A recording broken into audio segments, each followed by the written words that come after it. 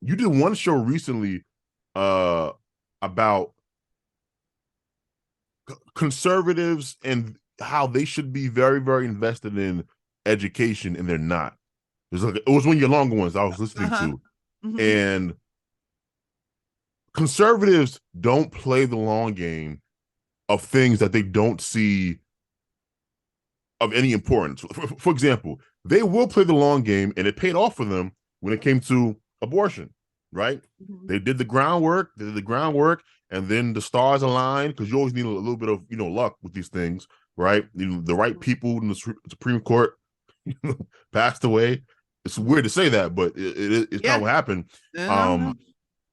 Um, Obama tried to convince got her name the female Oh, Bader uh, Ginsburg. yes, when he tried, RBG. nudge her to go, she didn't want to Hmm. go, and it came to bite Hmm. them in the ass. And so Trump, to his credit, he put the right people involved, and Roe v. Wade was no longer the law of the land. It was a state's issue again, and so they will play the long game of things they care about, like abortion. But I don't understand why they don't see the importance of education, because you made the obvious point on your podcast that everyone who goes to public education, public school, these are going to be your voters in the very, very near future. So how can you not see? And with the left, I think sees it perfectly, which is why Yep. they put all of this stuff in schools.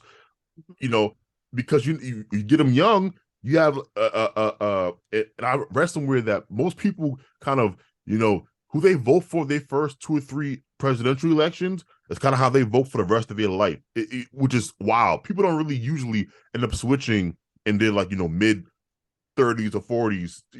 It's like you kind of vote how you vote, and then that's kind of it. And so, which makes the investment in the youth more important. Why don't conservatives understand that obvious point?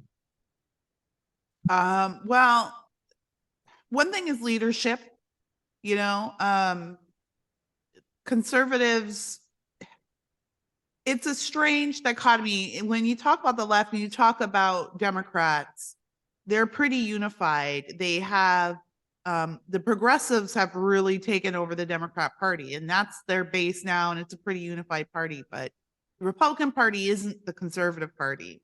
The Republican Party is made up of Republicans and conservatives.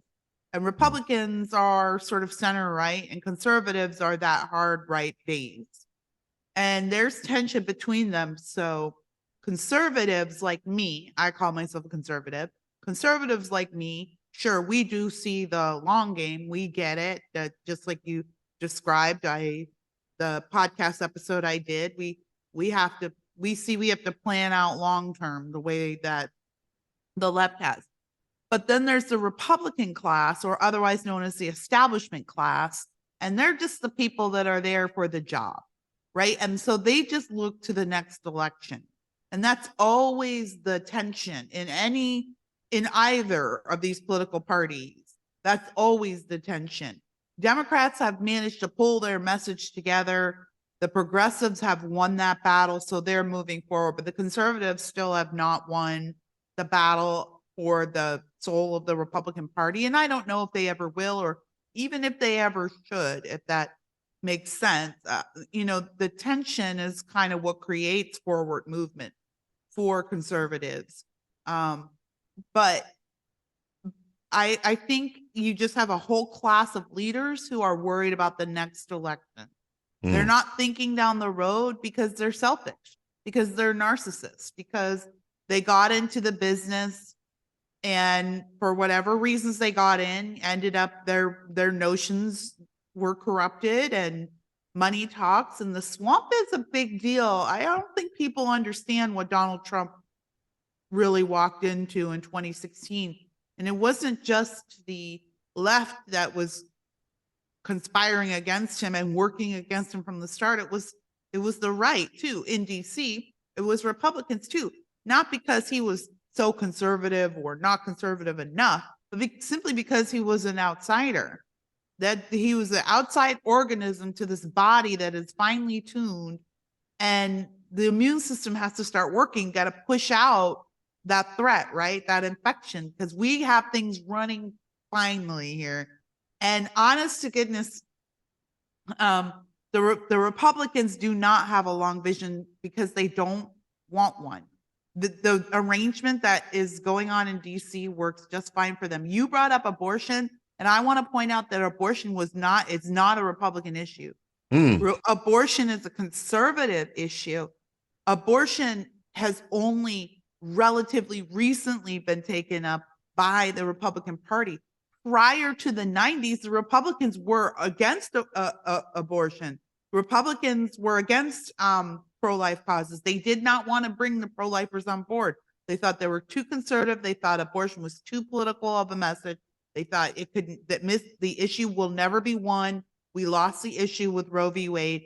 They didn't want anything to do with the pro-life movement. It was the pro-life movement that started gaining traction in the Republican Party through the women that were activists. Phyllis Schlafly comes to mind, and other women who said, you know, look, this is a women's issue. This is the future. And eventually convinced the Republican Party that there were votes in this issue. So there's always been a tenuous relationship between the pro-lifers and the Republican Party, even to this day. So the Republicans, they did not have the long game for Roe v. Wade. If anyone saw the long game, it was Democrats, right? RBG, who we just talked about, she said from the beginning, this thing is not going to hold up. Yeah. We're going to be back here talking about this because this is not based on sound constitutional judgment. So the liberals knew, and that's why they always fought. The Republicans had given up on it. Republicans do not play the long game. They do not have the heads for it. They're fine with the status quo. And that is why every primary season, you just see this ugly battle pop up in the Republican Party.